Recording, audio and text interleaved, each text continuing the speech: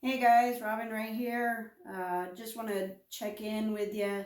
So apparently there is a lot of drama going on with the way USAPL is having nationals this year.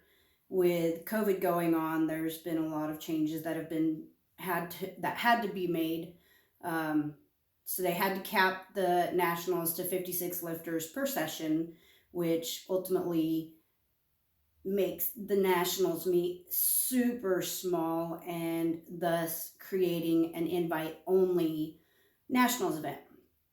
So I know for a long time there's been a debate on whether or not nationals should be invite, whether it should be open to all the lifters, but either way you have to have a qualifying total to even get to go to nationals on a normal basis. So with all of everything that's going on with COVID and the meet cap restrictions, USAPL has come up with a plan to implement a invite uh, ladder, so to speak. So they're doing it by invite only, and the first wave of early invites went out last week, February 1st. Those lifters had a 1 week time frame for them to get their entries in. So that was lifters that placed in the open division, top 1 through 5, and in age divisions, juniors.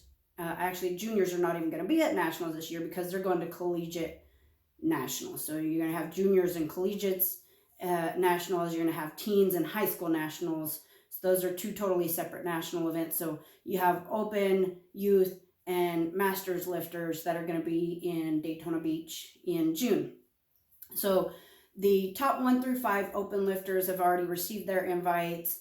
Top 1 through 3 masters and youth lifters have already received their invites based on the 2019 results of nationals.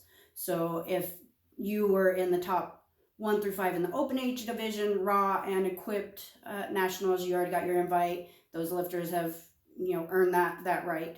And then masters youth, whether you lifted in raw or equipped, you also got those invites.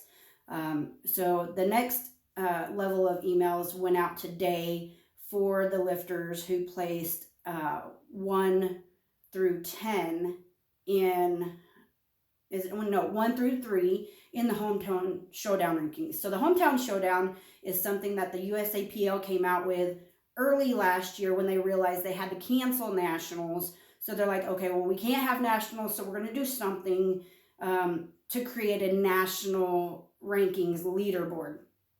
And they broke that up into different divisions, youth, raw, masters, juniors, equipped, masters, juniors, bench only.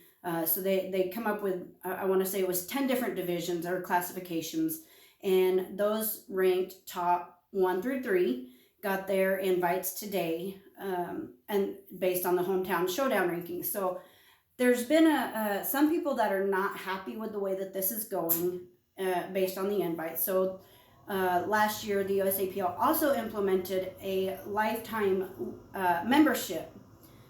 So where lifters can pay X amount of dollars. I want to say it's up to maximum of 2,500 or 2,200. I'm not exactly this certain, but either way, it's a chunk of change. It's not cheap, and so in order to become a lifetime member, you're spending over $2,000. Whether or not you deem that a good deal is ultimately your opinion.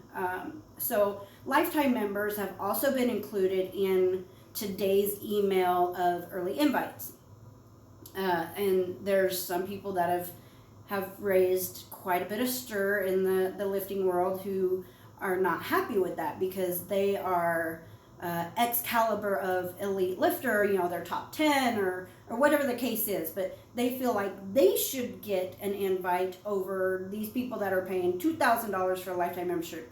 Whether you agree with that or not is ultimately your opinion. Personally, if I spent over $2,000 for a lifetime membership, I would expect some kind of VIP exclusivity as well. So for somebody to sit there and bash the USAPL and say, I'm not ever lifting in the USAPL again because of this, is just out there throwing a temper tantrum. They're throwing a fit. This is a one-time deal. This is a very unique year, very unique situations, a very unique way to have a nationals, and hope that it doesn't get canceled. So I'm the current IPF 57 M1 world champion from 2019. I skipped 2019 Raw Nationals because I was healing an injury. With the understanding that, number one, I was not going to get the invite for Worlds team.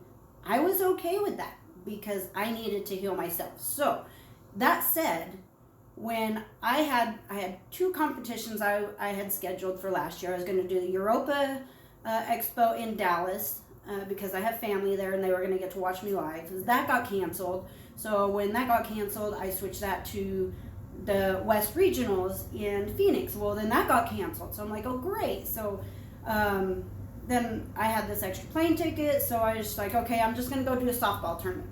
No big deal. Then Raw Nationals gets canceled. I'm like, holy shit, what am I going to do? So I was like, all right, well, I guess it's just, not meant for me to make the Worlds team this year. So that was something I accepted. I skipped Raw Nationals. I didn't earn my spot on the Nationals team for 2020. So now that the USAPL is inviting people for Nationals for 2021, rewind a little bit. So I ended up making a last minute decision to do a competition in December because of the way the National Office for USAPL sends out newsletters. I want to say they go out monthly, but at each, and we were all made aware of the hometown showdown, the rankings. If we didn't get to have a nationals this year, then the nationals team was going to be chosen from the 2019 winners, and then after that, if the 2019 winners didn't want, if they refused their spot on the national team, then they were going to go to the hometown showdown rankings. So I was like, okay, well, there's my opportunity. If the 2019 M1 57 kilo lifter decides not to go to Worlds, then that puts me next in line because of how I ranked in the hometown showdown. Great. I have an opportunity to still go and represent my country as an alternate. Perfect. So with the USAPL being able to host Raw Nationals in Daytona Beach with the cap restrictions, with everything else that they have to make sure is in place, I think they've made the right call here. And for somebody to sit out there, and because we all knew we had an opportunity to get on that hometown showdown rankings leaderboard. We all had that opportunity. Whether or not you chose to heed that advice and that notification, that's on you. That's not on the USAPL. You chose to skip competing last year. You chose to skip putting yourself ranked high enough to be eligible to get an invite to go to nationals this year. So get over yourself, chalk it up as it's a weird year, and come back and prove yourself next year. I'm not going to give out any names. Everybody who has paid any attention to this knows the video that I'm responding back to on this. So get over yourself, keep putting in the work, and prove yourself for the next year. Until then, peace